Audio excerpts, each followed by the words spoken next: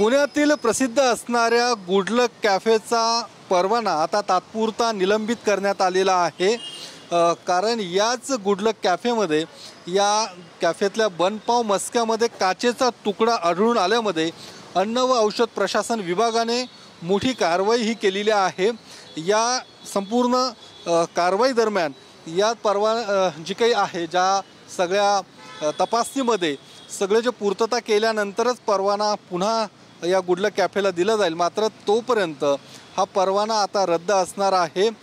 काही दिवसांपूर्वीच या ठिकाणी येणाऱ्या एका जोडप्याला ज्यावेळी त्यांनी बनपाव मस्क्याची ऑर्डर केली होती त्यावेळी त्या बनपावमध्ये काचेचा तुकडा आढळून आला।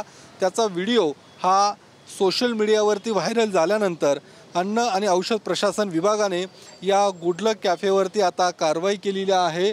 डेक्कन परिसरातला हा गुड लक कॅफे आहे आणि आपण पाहू शकतो हा कॅफे सध्या बंद आहे। मात्र रिनोव्हेशनसाठी तात्पुरत्या दुरुस्तीसाठी हा कॅफे बंद ठेवण्यात आल्याचे अशा पद्धतीचे फलक आता या कॅफेच्या दरवाजावरती लावण्यात आलेले आहेत। मात्र अन्न औषध प्रशासन विभागाने ही कारवाई या कॅफेवरती केलेली आहे।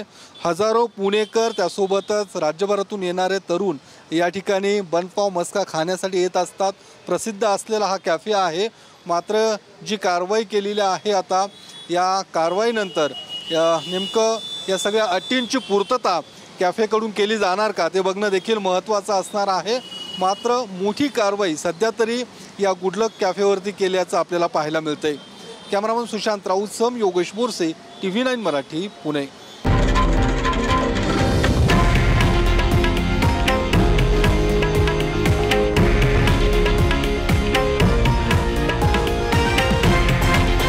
हे आहे देशातील नंबर 1 न्यूज नेटवर्क आणि आपण पाहत आहात TV9 मराठी, एकमेव।